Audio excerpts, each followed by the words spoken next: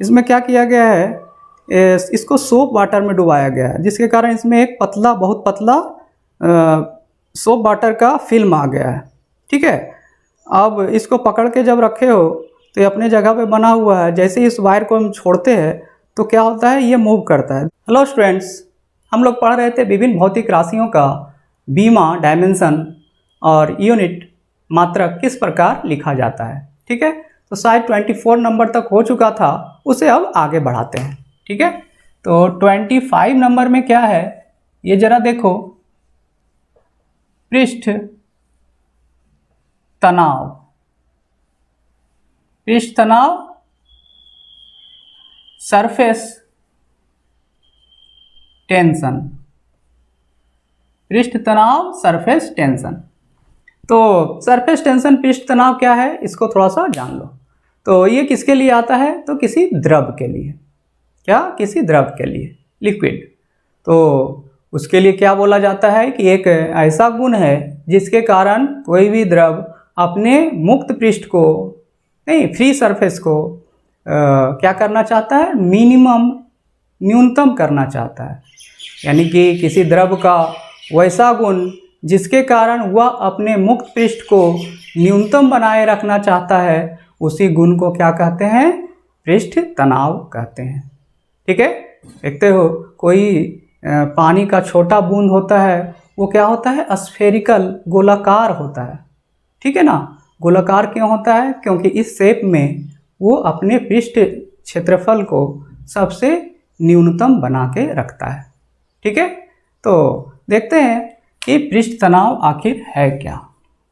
मान लो कि ये किसी लिक्विड का फ्री सरफेस है, नहीं, कोई गिलास में पानी लो तो ऊपर से देखोगे तो क्या दिखेगा, उसका फ्री सरफेस, मुक्त पृष्ठ दिखेगा।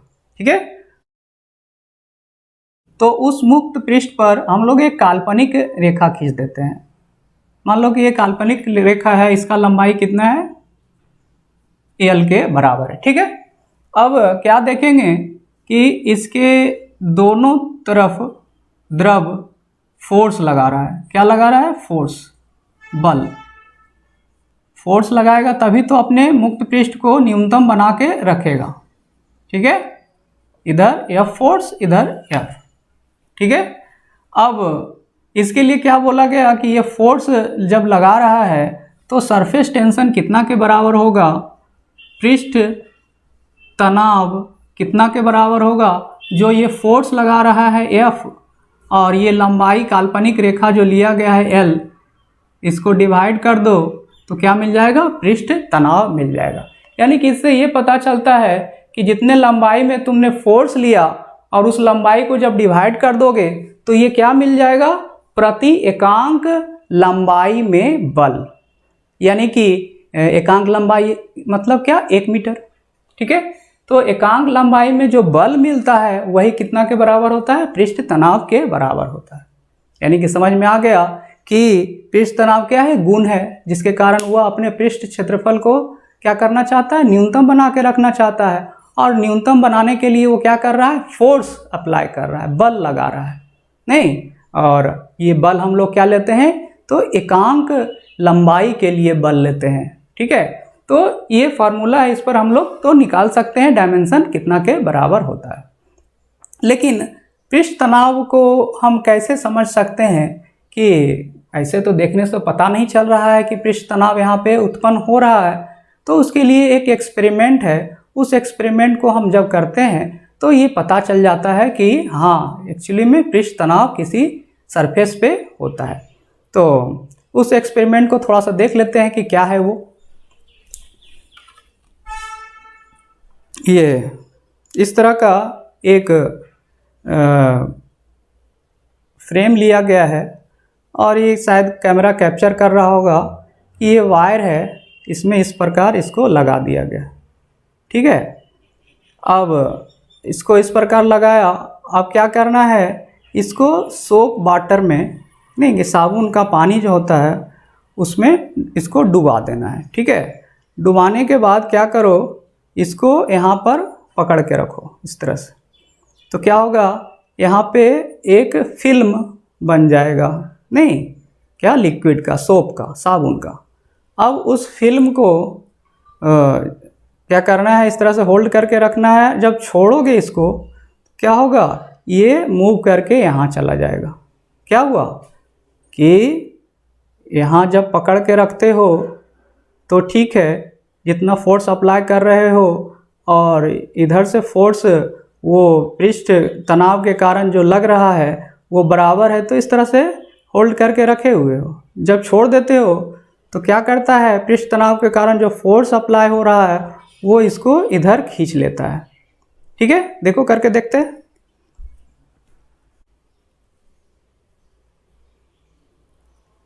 हाँ देखो, कैमरा में शायद कैप्चर नहीं हो रहा होगा, लेकिन इसको घर में करके देख सकते हो। इसमें क्या किया गया है, इसको सोप वाटर में डुबाया गया है, जिसके कारण इसमें एक पतला, बहुत पतला सोप वाटर का फिल्म आ गया है। ठीक है, अब इसको पकड़ के जब रखे हो तो ये अपने जगह पे बना हुआ है। जैसे ही इस वायर को हम छोड़ते हैं तो क्या होता है, ये मूव करता है। देखो ज़रा, हाँ देख रहे हो ना, ये मूव करके यहाँ से मूव करके यहाँ चला गया। क्या हुआ, ये यहाँ से मूव करके यहाँ चला गया। इससे क्या पता चला कि लिक्विड का जो फ्री सरफेस था वो क्या किया है, एक फोर्स अप्लाई किया है, और उस फोर्स के कारण ये क्या हो गया, वायर मूव किया है।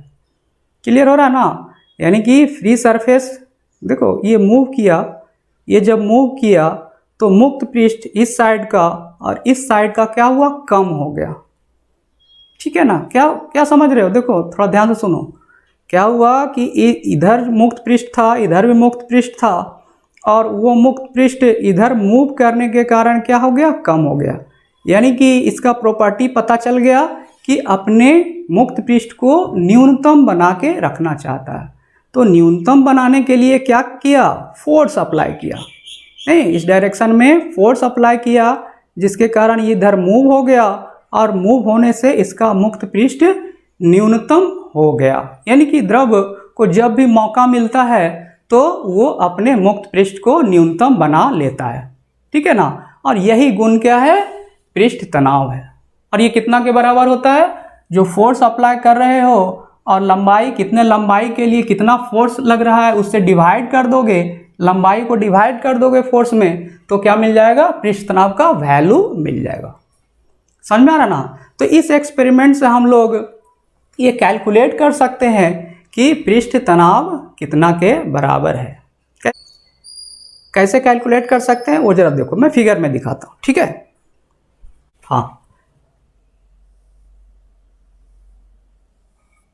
देखो इस तरह का फ्रेम था, और यहाँ पे एक वायर था, और इस पे क्या है, फिल्म है। ठीक है ना, अब इधर से होल्ड करके रखा तो फोर्स कितना अप्लाई किया, F। ठीक है, अब ये फोर्स का वैल्यू पता है, क्यों, क्योंकि ये मेरे द्वारा अप्लाई किया गया है। ठीक है, कैसे पता चलेगा, तो उसके लिए बहुत तरीका है। इसको इस तरह से अगर कर दो, नहीं यहाँ इस तरह से वायर कर दो, फ्रेम ये तुम्हारा है, ये वायर मूव करने के लिए, ऊपर नीचे मूव करने के लिए फ्री है। ठीक है, अब नीचे की ओर फोर्स कितना ये वैल्यू है ये तुमको जानना है, तो क्या करोगे, इस पे कोई क्या करो, वेट लगा दो। क्या करो, एक वाट लगा दो, छोटा सा, बहुत कम वैल्यू फोर्स का रहेगा। तो इसका वैल्यू मान लो कि m है, और इस वायर का, इसका द्रव्यमान कितना m है, और ये वायर का भी कुछ द्रव्यमान होगा, इसको m ले लो। ठीक है, तो टोटल मास कितना हो गया, m प्लस m। ठीक है, अब नीचे की ओर फोर्स लग रहा है ना, F, तो ये F कितना के बराबर होगा, m प्लस m इंटू जी। यानी कि तुमने जो फोर्स अप्लाई किया इसको पकड़ के रखने के लिए, उसको अब किससे रिप्लेस कर दिया, तो गुरुत्वाकर्षण बल से रिप्लेस कर दिया, mg। तो दोनों मास को ऐड कर दिया तो ये टोटल m मिल गया, और g से मल्टीप्लाई कर दिया, गुना कर दिया, तो कितना मिल गया, फोर्स मिल गया। ठीक है, तो नीचे की तरफ फोर्स का वैल्यू हम लोग को पता चल जाएगा। समझ में आया। अब ये द्रव है, अब ये द्रव क्या करेगा, अपने पृष्ठ क्षेत्रफल को न्यूनतम बनाने के लिए फोर्स अप्लाई करेगा, ऊपर की ओर फोर्स अप्लाई करेगा। समझ में आ रहा है। अब ये फोर्स जो है वो किसके बराबर हो जाएगा, नीचे की तरफ जो फोर्स मैंने अप्लाई किया उसके बराबर है, तभी तो ये होल्ड करके रखा हुआ है, रुका हुआ है, रेस्ट में है। दोनों फोर्स बराबर रहेगा तभी ना रेस्ट में रहेगा। हाँ, अब जब नीचे से वेट हटा देते हैं, ठीक है, वेट हटा देते हैं तो क्या करता है, ये ऊपर की ओर मूव करने लगता है। समझ में आया? यहाँ से फोर्स क्या करो, हटा दो, तो क्या होगा, इस डायरेक्शन में मूव करने लगेगा। ठीक है, क्यों? क्योंकि फोर्स इधर आ जाएगा तुम्हारा।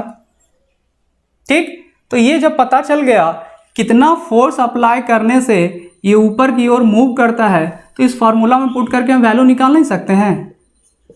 पृष्ठ तनाव बराबर कितना, F बटा L।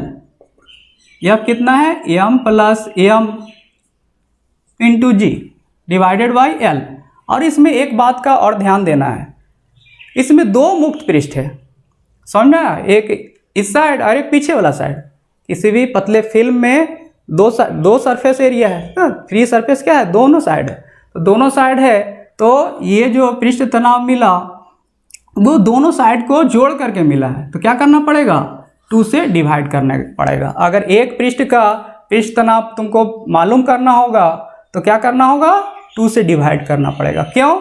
क्योंकि ये फोर्स जो कैलकुलेट किया है वो दोनों पृष्ठ के लिए कैलकुलेट किया गया है। ठीक है, तो 2 से डिवाइड कर दोगे तो एक पृष्ठ का पृष्ठ तनाव मिल जाएगा, यानी कि m प्लस एम और डिवाइडेड बाई जी और 2L।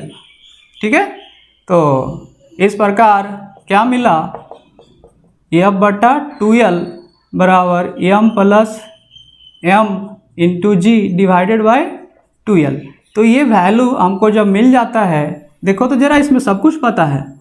ये वायर का, ये जो वायर लगाया गया था उसका वेट है, नीचे में जो वाट लगाया, नहीं कितना वाट है तुम्हारा, बटखारा, समझते हो ना, आम बोलचाल की भाषा में क्या बोलते हैं, बटखारा, तो वो छोटा, बहुत छोटा सा रहेगा।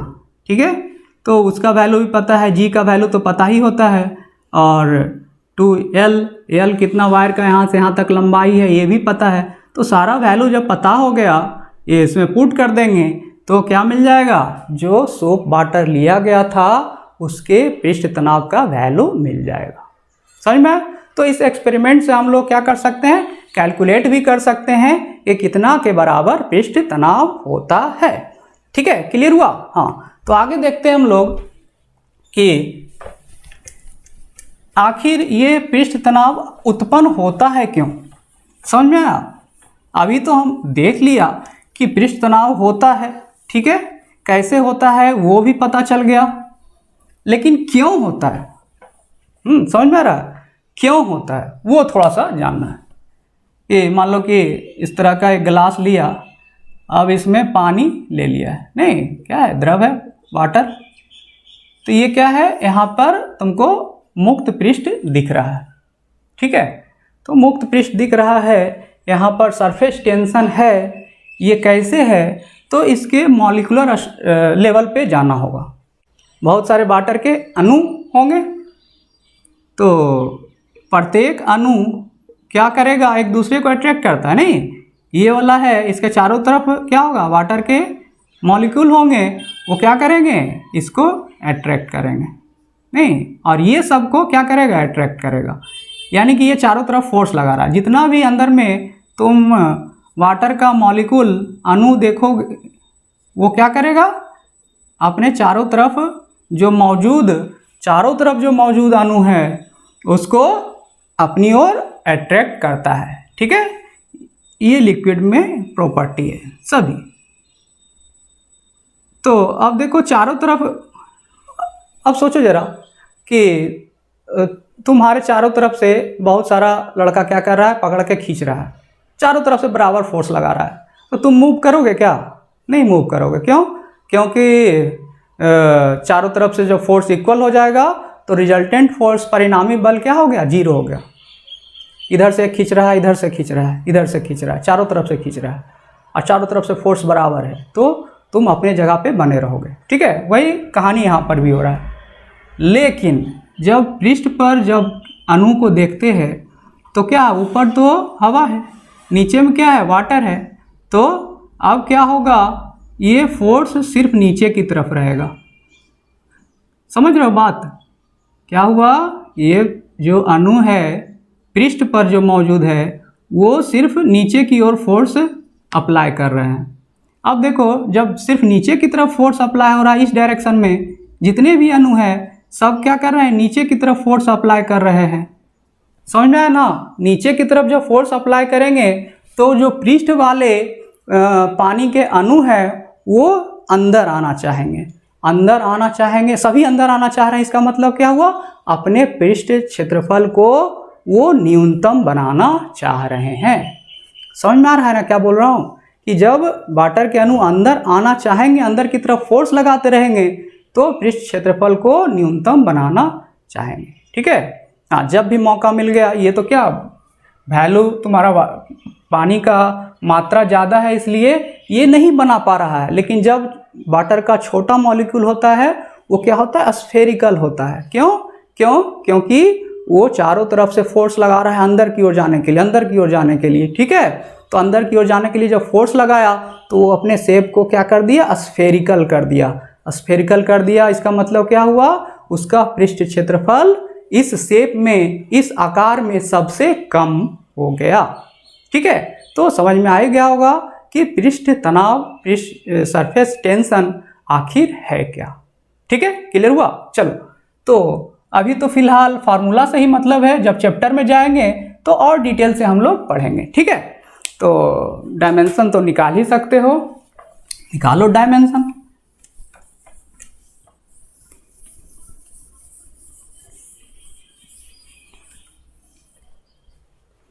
लिखना चाहो तो लिख सकते हो, लिख दो।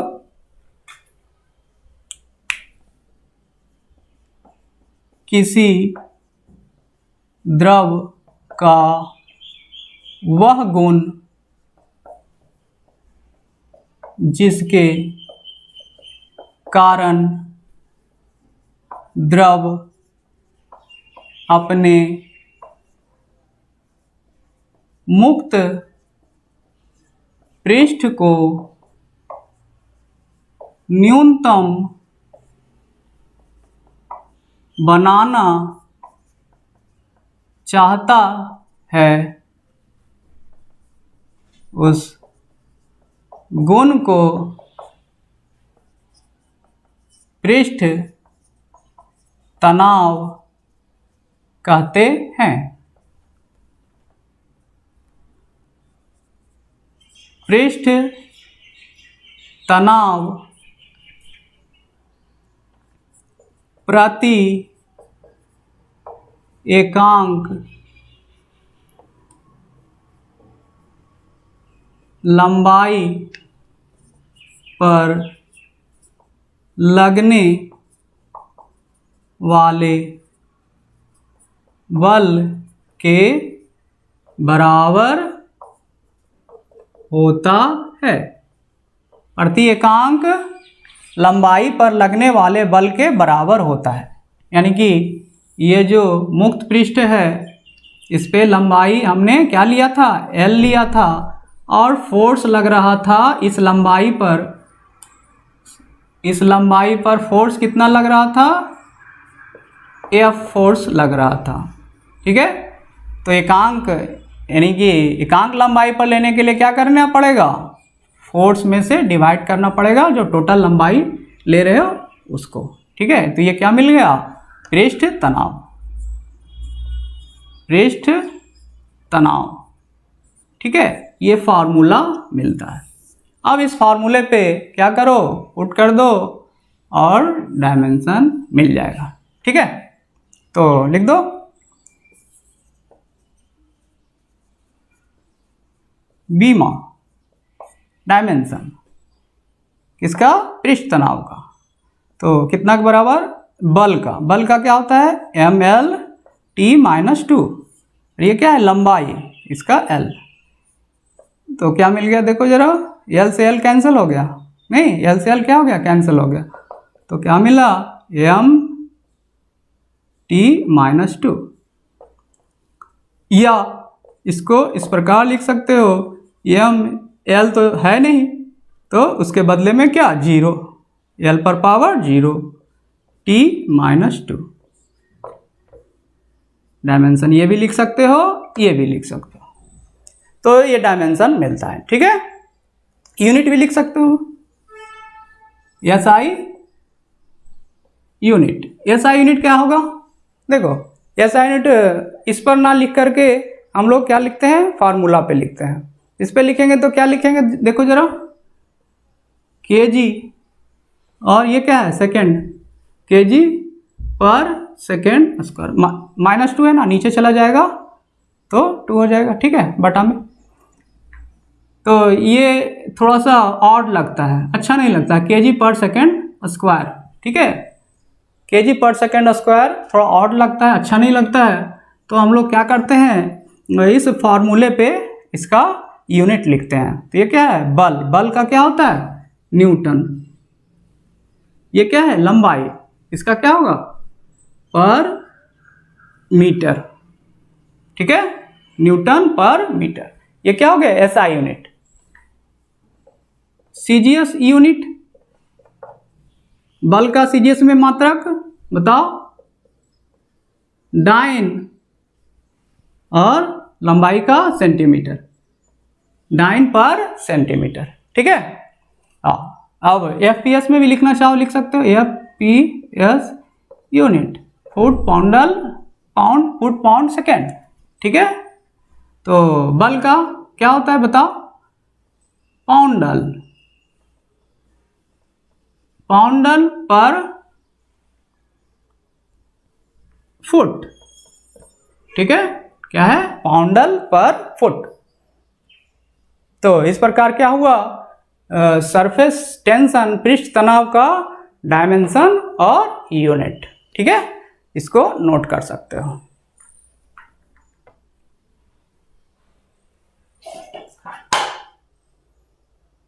हाँ, नेक्स्ट हम लोग देखेंगे 26 नंबर। इसमें क्या है, देखो जरा, कमानी नियतांक, spring constant, spring constant K से डिनोट करते हैं। ठीक है, ये कांस्टेंट किसके लिए लिया गया है, स्प्रिंग के लिए। तो इसके लिए एक नियम है, हुक का नियम। हुक का नियम से हमको क्या मिलेगा, कमानी नियतांक मिलेगा। तो इसमें क्या बताया गया है, देखो जरा, एक क्या लिया गया, स्प्रिंग। ठीक है, ये अपने नेचुरल लेंथ में है, अभी कोई फोर्स नहीं लगा रहा है। ठीक है, जब इस पे फोर्स नीचे की ओर लगाओगे तो क्या होगा, इसका लंबाई बढ़ेगा, यानी कि अब क्या हो गया, ये थोड़ा लंबा हो गया, नहीं जी, हाँ, ये फोर्स लगाने से ये लंबा हो गया। तो पहले क्या था, इतना लेंथ था, अब इतना से लेंथ क्या हो गया, बढ़ गया। तो ये वैल्यू हम लोग क्या ले लेते हैं, मान लेते हैं कि ये वैल्यू कितना है, x से लंबाई क्या हो गया है, इसका बढ़ गया है। ठीक है, बढ़ने के बाद ये अपने लेंथ को इस प्रकार मेंटेन रखेगा। इसके लिए क्या करना पड़ेगा, स्प्रिंग को भी एक फोर्स लगाना पड़ेगा। समझ रहे हो बात, देखो ध्यान से सुनो। पहले क्या था, इस लेंथ में था, यहाँ पे कोई फोर्स नहीं लगाया गया था। ठीक है, तो इस लेंथ में था। जब ये फोर्स लगाया गया तो लंबाई क्या हो गया, बढ़ गया। फोर्स को कांस्टेंट रखे हुए, इतना इसको पकड़ के रखे हुए, समझ में आया। तो अब पकड़ के रखे हुए लंबाई तो बढ़ ही चुका है, और साथ में स्प्रिंग भी एक फोर्स लगा रहा है। देखो समझो, स्प्रिंग को खींचते हो तो खींचने के से तुमको महसूस होता है कि स्प्रिंग भी एक फोर्स लगा रहा है अपोजिट डायरेक्शन में।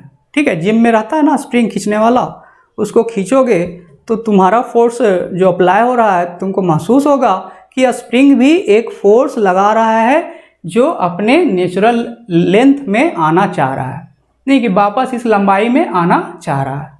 समझ में आ गया, यानी कि जितना फोर्स मेरे द्वारा लगाया जाएगा उतना ही फोर्स स्प्रिंग के द्वारा लगाया जाएगा। ठीक है, इधर F है तो स्प्रिंग भी फोर्स F लगाएगा।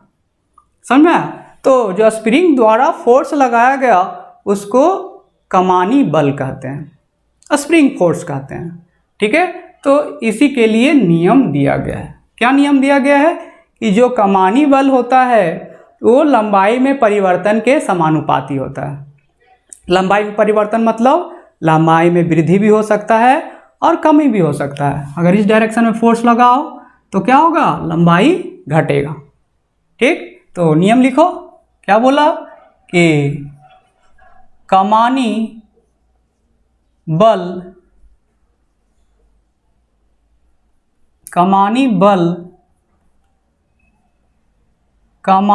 के लंबाई में परिवर्तन के समानुपाती होता है, डायरेक्टली प्रोपोर्शनल। यानी कि कमानी बल कितना है, एफ है, वो डायरेक्टली प्रोपोर्शनल एक्स। इसका मतलब समझ रहे होगा कि जितना ज़्यादा फोर्स होगा उतना लंबाई में परिवर्तन आएगा। जितना ज़्यादा खींचोगे उतना ज़्यादा कमानी बल लगाएगा और उतना ज़्यादा क्या होगा, लंबाई में वृद्धि होगा। क्या बहुत आसान है, देखो ना, जितना खींचो, जितना ज़्यादा फोर्स लगाओ, ये क्या होगा, लंबाई उतना ज़्यादा बढ़ेगा। तो ये जो लंबाई में वृद्धि हो रहा है यानी परिवर्तन हो रहा है वो ज़्यादा मिलेगा। बहुत आसान है, समझ में आ गया? ठीक है, क्लियर? हाँ, तो ये क्या है, हुक्स लॉ से मिलता है। अब यहाँ पे एक साइन दिया जाता है, माइनस साइन। माइनस साइन देने से मतलब क्या है कि देखो जरा, डायरेक्शन, माइनस साइन किस लिए दिया जाता है, डायरेक्शन के लिए, दिशा के लिए। कमानी बल किधर है, देखो यहाँ पे ऊपर की ओर है ना।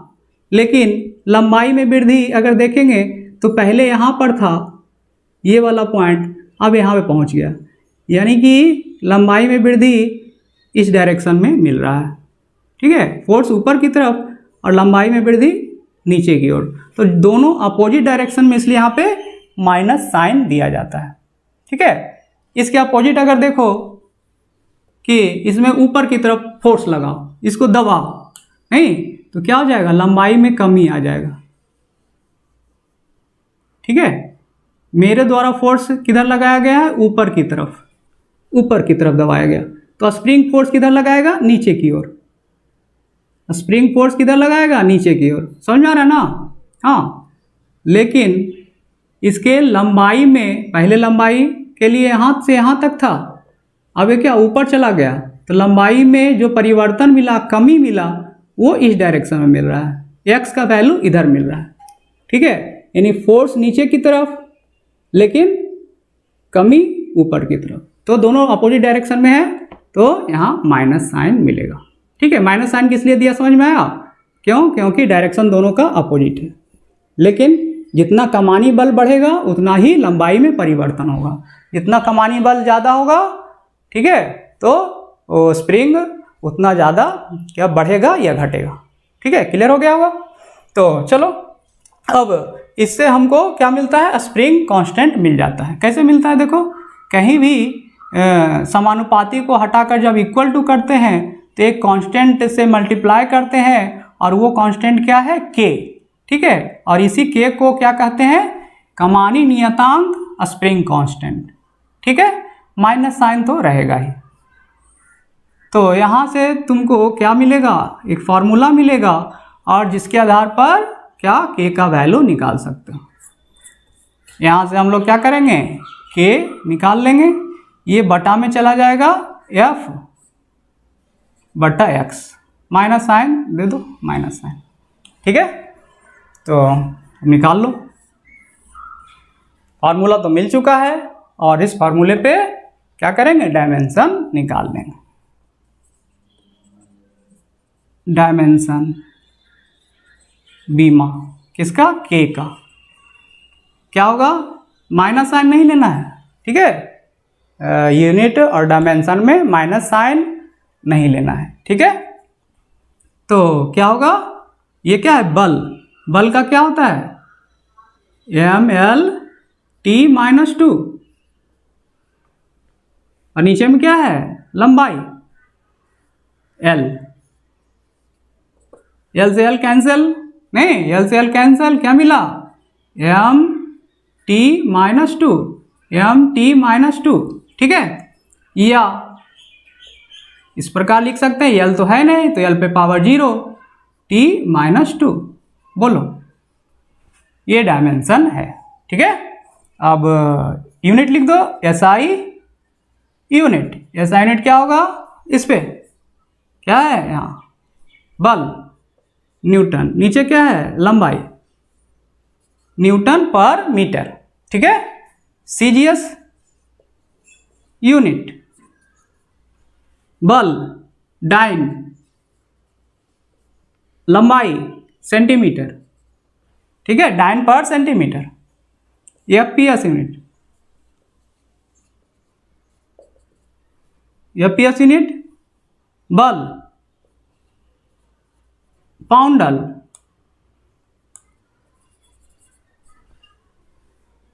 लंबाई फुट, पाउंडल पर फुट। ठीक है, तो इस प्रकार यूनिट और डायमेंशन मिलता है किसका, कमानी नियतांक का। ठीक है, नोट कर लो जल्दी से।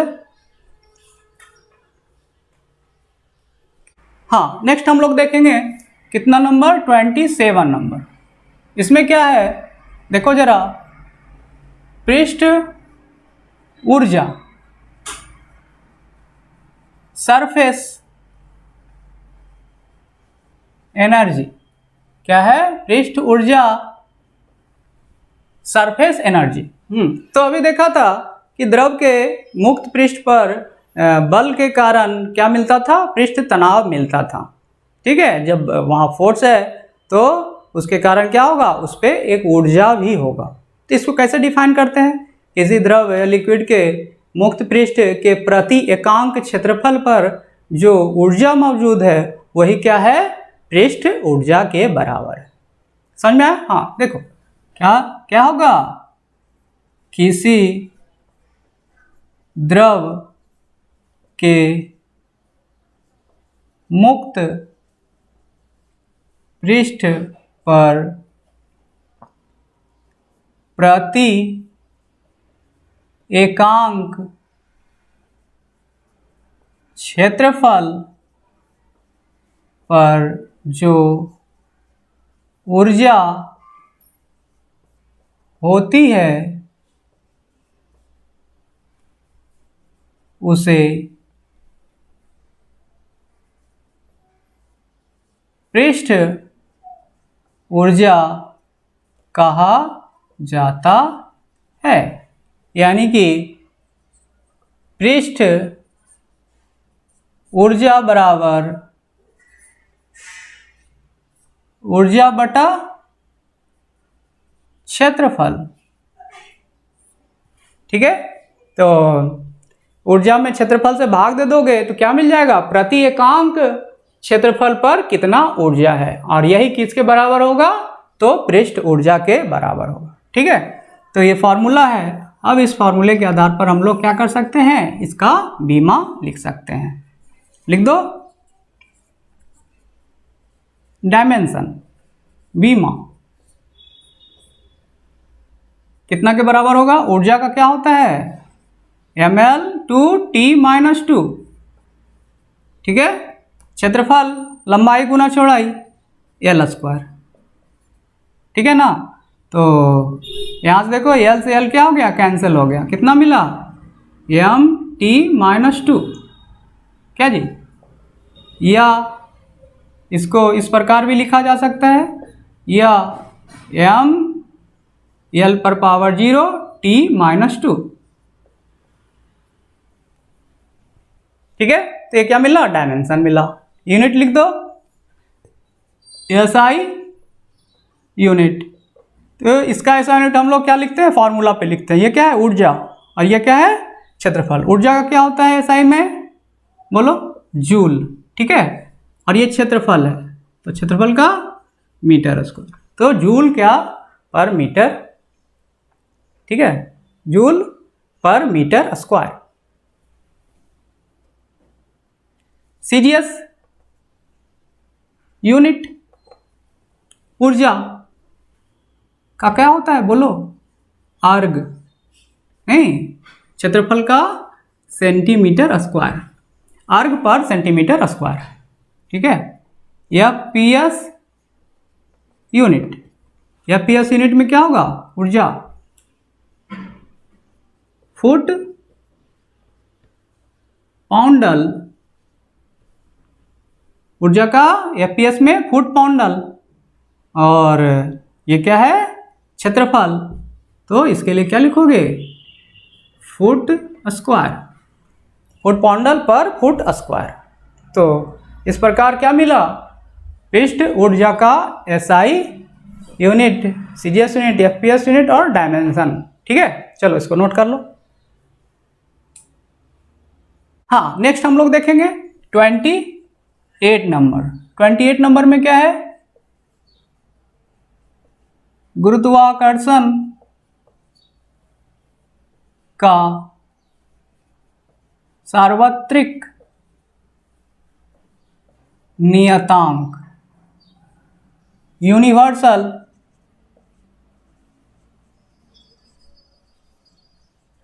Gravitational constant. क्या है, गुरुत्वाकर्षण का सार्वत्रिक नियतांक, यूनिवर्सल ग्रेविटेशनल कांस्टेंट, इसको जी से लिखते हैं। देखो ये क्या है, एक तो कांस्टेंट है, समझ में आ रहा है, नियतांक है। सार्वत्रिक किस लिए बोल रहा है, सार्वत्रिक बोल रहा है इसलिए कि ये सभी जगह इसका वैल्यू क्या है, कांस्टेंट है। ठीक, सभी जगह का मतलब क्या, पृथ्वी पर जितना है उतना चंद्रमा पर उतना मंगल पर इसका वैल्यू मिलेगा। ठीक है, ये तो मिलेगा, और साथ में किसी मीडियम में भी इसका वैल्यू सेम मिलेगा। ठीक है, किसी मीडियम कहने का मतलब कि निर्वात में भी इसका वैल्यू सेम मिलेगा।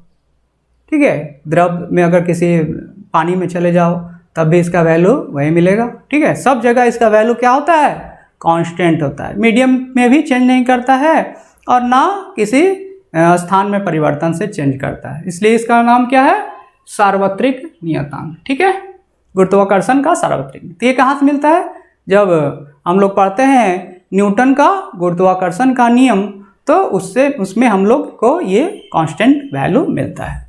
तो न्यूटन का गुरुत्वाकर्षण का नियम क्या है, न्यूटन का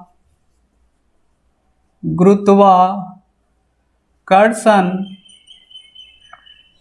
का नियम, इसमें क्या बोला गया कि m1 m2 कि ब्रह्मांड के प्रत्येक द्रव्यमान एक दूसरे को आकर्षित करते हैं, और यही आकर्षण बल क्या होता है, दोनों द्रव्यमान, अगर दो द्रव्यमान एक दूसरे को आकर्षित करते हैं तो आकर्षण बल दोनों द्रव्यमान के गुणनफल के समानुपाती और दोनों के बीच के दूरी के वर्ग के व्युत्क्रमानुपाती होता है। जैसे यहाँ पे दो द्रव्यमान लिया गया है, दोनों एक दूसरे को क्या करेगा, आकर्षित करेगा, दोनों एक दूसरे पर क्या लगाएगा, फोर्स लगाएगा। ठीक है, अगर इसका दूरी r है तो क्या बोला गया, जो आकर्षण बल F है वो समानुपाती होगा दोनों द्रव्यमान के गुणनफल का, यानी कि F directly proportional to m1 into m2। ठीक है, उसके बाद क्या बोला गया कि जो गुरुत्वाकर्षण बल है वो दोनों के बीच की दूरी के वर्ग के व्युत्क्रमानुपाती होगा। व्युत्क्रमानुपाती को क्या लिखेंगे, 1/r², वर्ग के व्युत्क्रमानुपाती, यानी r स्क्वायर 1/r²। ठीक है, तो ये क्या है, न्यूटन का गुरुत्वाकर्षण का नियम है। ठीक है, अब इन दोनों को एक साथ अगर लिखना चाहें तो किस प्रकार लिख सकते हैं, directly proportional to m1 into m2 divided by r²। ठीक है, अब कहीं भी समानुपाती हटाते हैं, इक्वल टू करने के लिए क्या करना पड़ेगा, एक कांस्टेंट से मल्टीप्लाई करना पड़ेगा, गुना करना पड़ेगा, और वही कांस्टेंट क्या है, तो गुरुत्वाकर्षण का सार्वत्रिक नियतांक। ठीक है, g, m1 into m2 divided by r²। तो ये फार्मूला हमको मिलता है कहाँ से, न्यूटन के गुरुत्वाकर्षण के नियम से, और यहाँ पे ये g मिल रहा है जिसका हम लोग को डायमेंशन निकालना है। ठीक है, डायमेंशन और यूनिट निकालना है। बोलो, निकाल सकते हैं अब। तो यहाँ से हम लोग क्या करेंगे, g का वैल्यू ले सकते हैं। g लिखेंगे तो क्या होगा, देखो ये इसमें जाकर गुना हो जाएगा, ऊपर f इंटू r², और m1 m2 क्या हो जाएगा, नीचे आ जाएगा, इसको बटा में लिख देंगे, m1 इंटू m2। तो यहाँ से हम लोग को क्या मिल जाता है, g का वैल्यू मिलता है और इससे हम लोग डायमेंशन लिख सकते हैं। लिख दो डायमेंशन बीमा किसका, g का। तो क्या होगा देखो जरा, ये क्या है, बल। बल के लिए क्या लिखोगे, ml/t-2। ये क्या है, दूरी। तो दूरी के लिए लंबाई का l, ठीक है, और उस पर स्क्वायर। ये हो गया। नीचे में क्या है, द्रव्यमान, द्रव्यमान m, ठीक है। एक m तो कैंसिल हो गया, क्या बचा, देखो ये ऊपर जाएगा, कुछ नहीं तो पावर क्या है 1, ऊपर जाके क्या होगा, पावर -1, ठीक है। यहाँ पे l और यहाँ पे l स्क्वायर, तो l पे पावर क्यूब 3, ठीक, t पर पावर -2। तो इस प्रकार डायमेंशन क्या मिलता है, गुरुत्वाकर्षण के सार्वत्रिक नियतांक का डायमेंशन बीमा m-1 l3t-2, ठीक है। ये डायमेंशन हो गया। अब यूनिट लिख दो, इधर लिखता हूं SI यूनिट। SI यूनिट क्या होगा, देखो जरा, इस पे लिखोगे तो कैसे लिखोगे, kg-1 मीटर क्यूब समय के लिए सेकेंड पर पावर -2, ठीक है। या हम लोग इस फॉर्मूले पे भी लिख सकते हैं, नहीं जो वैल्यू मिला जी का इस पे भी लिख सकते हैं। देखो यहाँ क्या है, ये बल है, बल के लिए क्या होगा, न्यूटन। ये क्या है, लंबाई, उस पे स्क्वायर यानी मीटर स्क्वायर। अब बटाम क्या है, द्रव्यमान, द्रव्यमान केजी, केजी यानी केजी स्क्वायर। बटाम क्या लिखोगे, केजी स्क्वायर, यानी कि क्या है SI यूनिट, ये तो होगा ही, और साथ में ये भी ले सकते हैं क्या, कि न्यूटन मीटर स्क्वायर पर केजी स्क्वायर, ठीक है। तो ज़्यादा चलन में कौन सा है, ये नीचे वाला, ये ज़्यादा चलन में कौन है, ये नीचे में जो लिखा हुआ है न्यूटन मीटर स्क्वायर पर केजी स्क्वायर, ठीक है। तो इस प्रकार क्या मिला, SI यूनिट मिला, ठीक है। CGS यूनिट भी लिख सकते हो, यहाँ फॉर्मूला से क्या मिलेगा, न्यूटन के जगह पर क्या आएगा, dyne into centimetre, dyne into centimetre square, और पर के यहाँ क्या, केजी के स्थान पर ग्राम, ग्राम स्क्वायर, ठीक है। FPS यूनिट भी लिख दो, FPS यूनिट, FPS यूनिट लिखो, क्या होगा, यहाँ पे बल, बल का पाउंडल, और ये लंबाई, लंबाई के लिए फुट स्क्वायर, ठीक है। और ये क्या है, द्रव्यमान, द्रव्यमान, द्रव्यमान के लिए पाउंड, पाउंड को शॉर्ट में क्या लिखते हैं, LV, ठीक है, याद है ना, पाउंड को शॉर्ट में क्या लिखते हैं, LV, और 2 LV है, LV square, poundal into foot square पर LV स्क्वायर।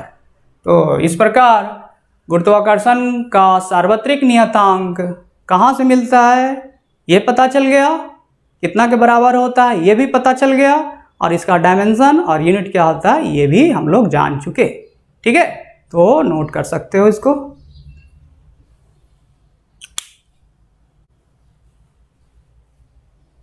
हाँ, नेक्स्ट हम लोग देखेंगे 29 नंबर। 29 में क्या है, प्लांक नियतांक, प्लैंक्स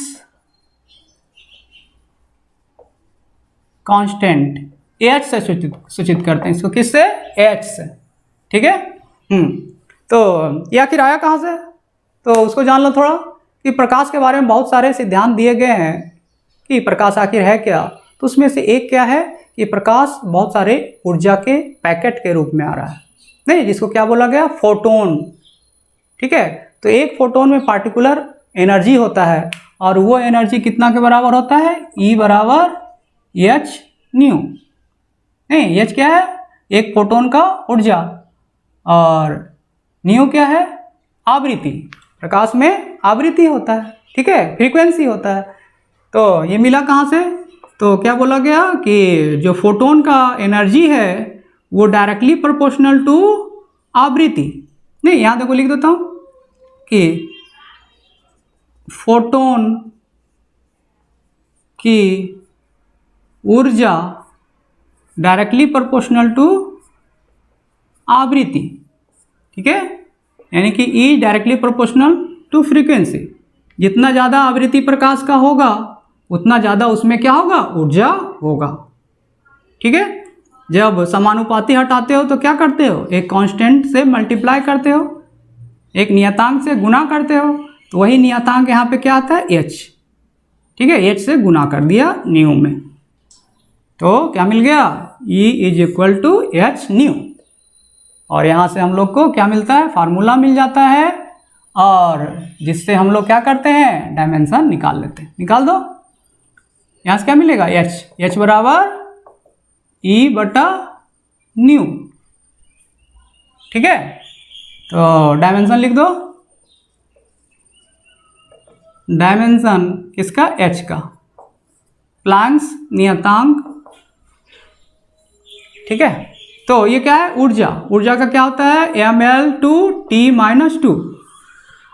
नीचे में क्या है, आवृत्ति, याद करो, आवृत्ति के लिए T-1, आवृत्ति के लिए याद है ना, क्या होता था, आवृत्ति बराबर 1 बटा आवर्त काल, तो 1 बटा T लिखता था। ठीक है, तो यहाँ से क्या मिल जाता था, ऊपर जाता था T-1, क्या बोलो, इस तरह से आवृत्ति का निकाल चुका है। तो ये ऊपर जाएगा तो क्या हो जाएगा, ml² तो रहेगा ही, और ये ऊपर जाके देखो ना, ये माइनस, यहाँ देखो लिखता हूँ, T-2 पहले से है, ये ऊपर गया तो प्लस हो गया, +1।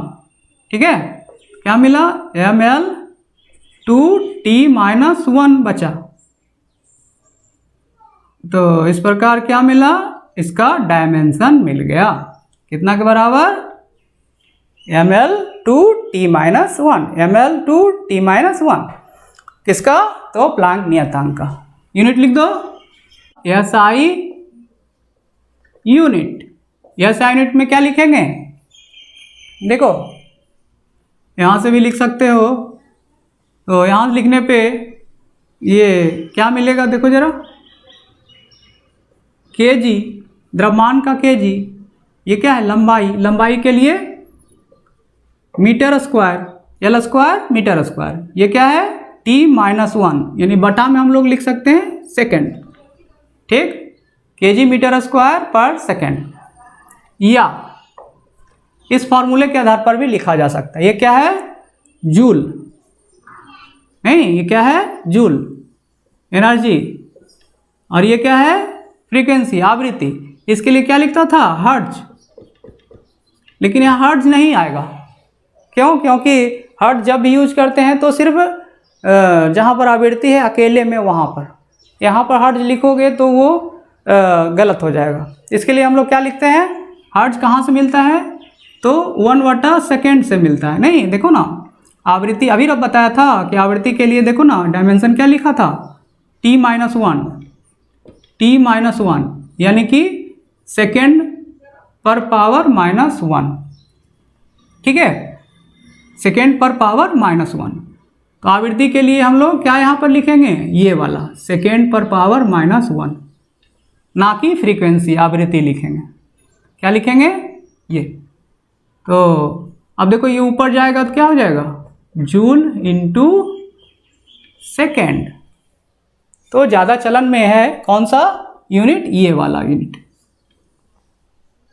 प्लांक्स नियतांक का एसआई यूनिट क्या होता है? Joule into second, joule into second, ठीक है, ये हो गया। अब सीजीएस यूनिट लिख दो, सीजीएस यूनिट, सीजीएस यूनिट में क्या होगा? जूल की जगह पर क्या लिखोगे? आर्ग, और सेकेंड के स्थान पर तो सेकेंड रहेगा ही। एफपीएस यूनिट, एफपीएस यूनिट में क्या आएगा? फुट पाउंडल पर, फुट पाउंडल इंटू सेकेंड, ठीक है, क्या हो गया? Foot poundal into second. याद है ना क्या होता है ऊर्जा का? ऊर्जा का एफपीएस यूनिट में फुट पाउंडल और सेकेंड तो है ही, ठीक। तो इस तरह से क्या हो गया? यूनिट मिल गया किसका? प्लैंक्स कांस्टेंट का, और डायमेंशन ये वाला है। चलो इसको नोट कर सकते हो।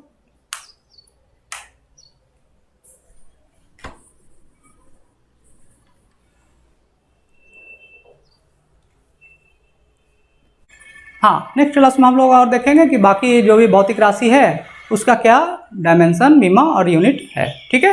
हाँ, तो कहीं भी कुछ प्रॉब्लम होता है तो कमेंट जरूर करो, और कमेंट करोगे तो फिर नेक्स्ट वीडियो में उसका क्या तुमको सॉल्यूशन मिल सकता है, ठीक है। तो कमेंट जरूर करो कि कहाँ पे प्रॉब्लम आ रहा है।